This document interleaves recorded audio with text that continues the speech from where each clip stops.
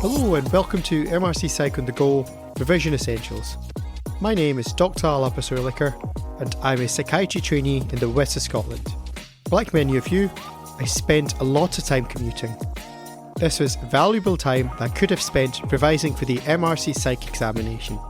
And so, I've started this podcast to help you revise on the go. Each episode breaks down one high-yield topic mapped to the syllabus. This is then followed by 5 questions to help reinforce your learning. So, grab your headphones, turn travel time into revision time, and let's get started. In 1895, a Viennese physician named Joseph Breuer published a case with a young colleague. The patient was a woman they called Anna O. She found that simply talking through her symptoms, tracing each one back to where it began, made them disappear. That young colleague was Sigmund Freud, and the case helped seed an entire theory of the mind. If you haven't listened to episode 35, here's a quick recap. In 1899, Freud proposed his topographical model. The mind exists at different levels of awareness. The conscious holds everything you're aware of right now. The preconscious holds material that isn't currently in awareness, but is easy to retrieve. And the unconscious holds material actively kept out of awareness, wishes and conflicts too threatening to face directly. He pictured this as an iceberg. A small, visible tip above the water is the conscious mind. A much larger mass, hidden beneath, is the unconscious. In 1905, in 3 essays on the theory of sexuality, Freud proposed that personality develops through a sequence of psychosexual stages in childhood, each centred on a different erogenous zone. His idea was that libido, psychic energy, gets invested in a different zone at each stage. If a stage involves too much gratification or too much frustration, the person can become fixated there, carrying a corresponding pattern into adulthood. The oral stage, in the first year of life, centres on the mouth, feeding and weaning. Fixation here was linked to adult habits like smoking, overeating or excessive dependency. The anal stage, around ages 1 to 3, centres on toilet training. Fixation was linked to either excessive orderliness and control, the anal retentive personality, or the opposite, messiness and disorganisation, the anal expulsive personality. The phallic stage, around ages 3 to 6, is where Freud placed the Oedipus complex. This is a child's unconscious desire for the opposite sex parent and rivalry with the same-sex parent, eventually resolved by identifying with that same-sex parent instead. You may also come across the term Electra complex for the equivalent pattern in girls. Freud himself mostly kept using Oedipus complex for both sexes. The term Electra complex actually came from Carl Jung, whom we covered back in episode 16.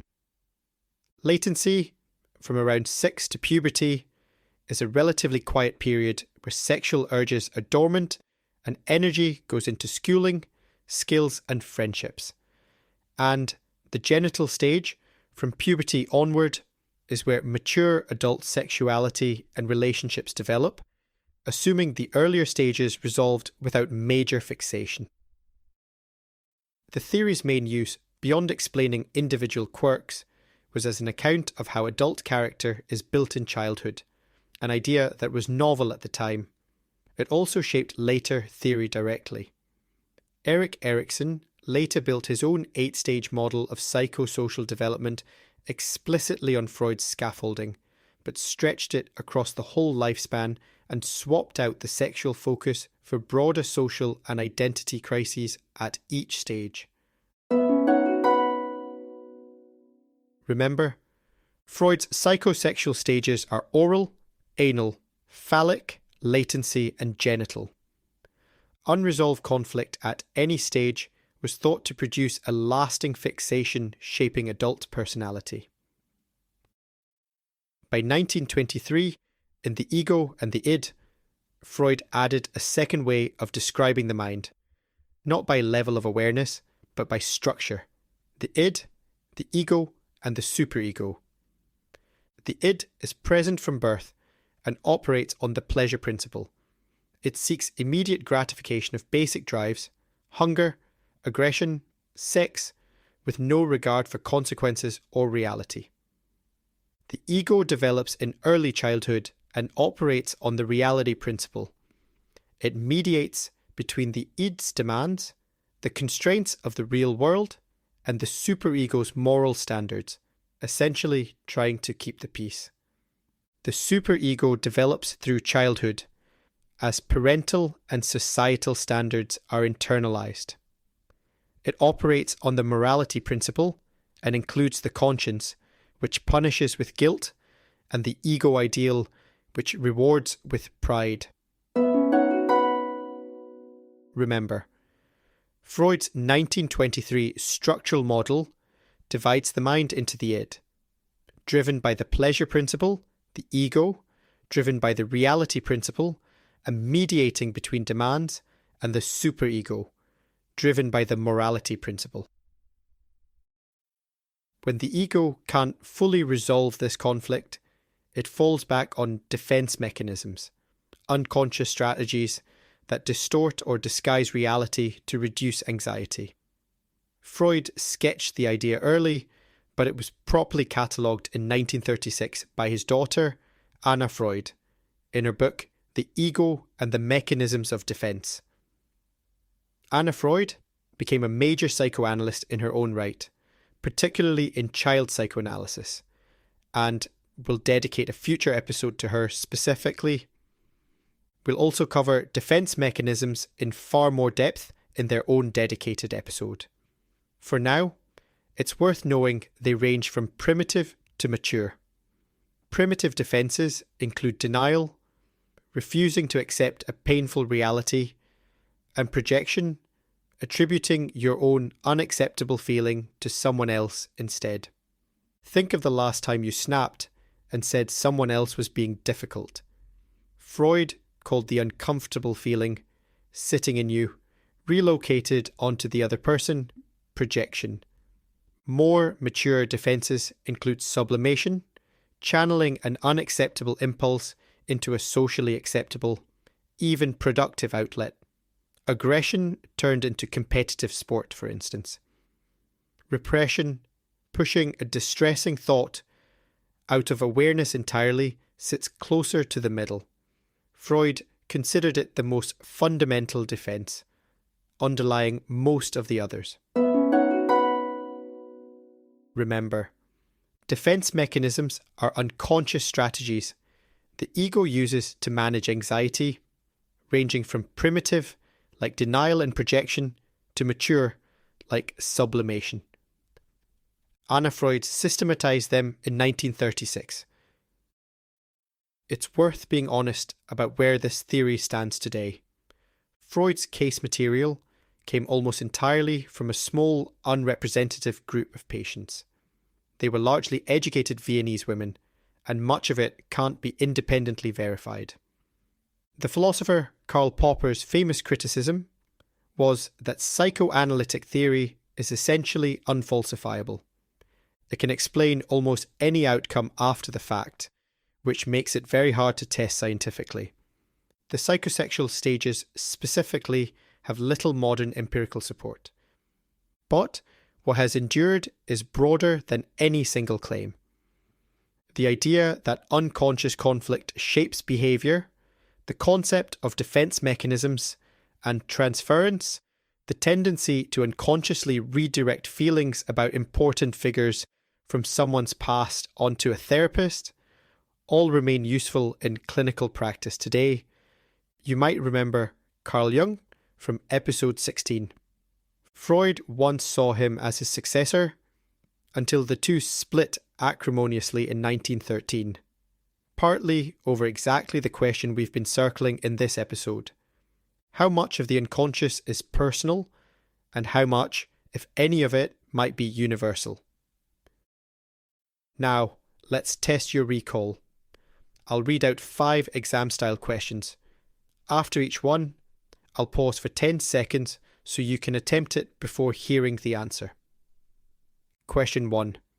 What are Freud's 3 structures of the mind, and what principle governs each?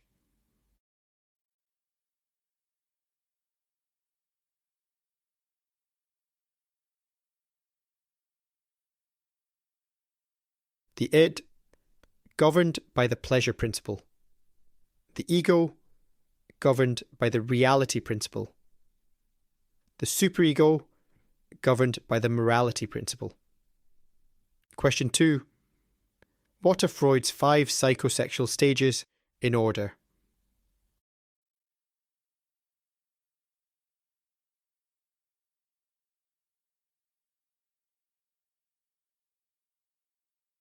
Oral, anal, phallic, latent, and genital. Question 3. A patient flatly refuses to accept a terminal diagnosis despite clear medical evidence. Which defense mechanism is this?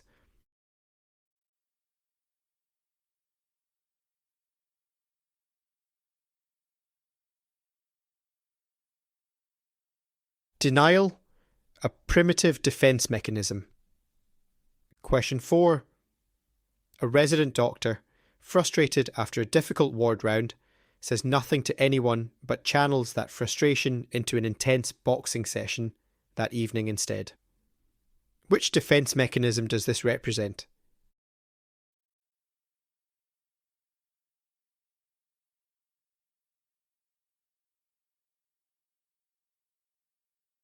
Sublimation, channeling an unacceptable impulse into a socially acceptable, productive outlet. It's considered a mature defense mechanism. Question 5. What is the main scientific criticism of Freud's psychoanalytic theory as raised by Karl Popper?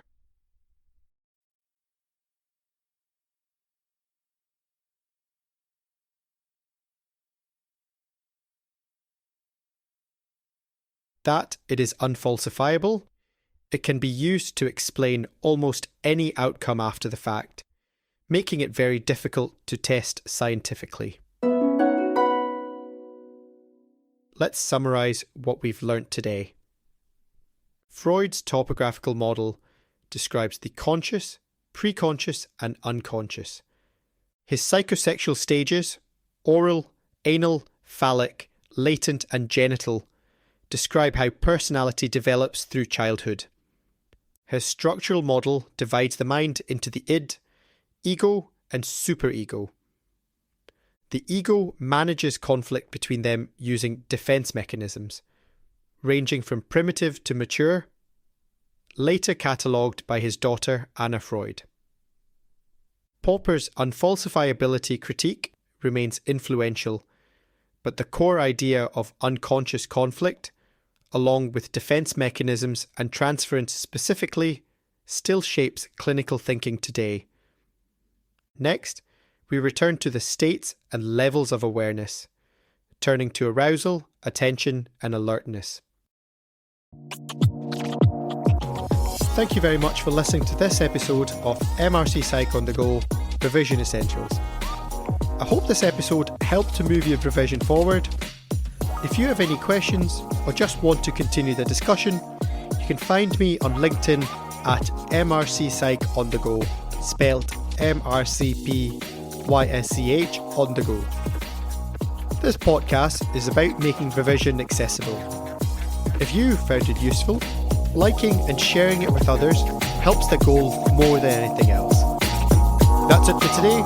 I'm Dr. Oedipus and as always, keep revising on the go.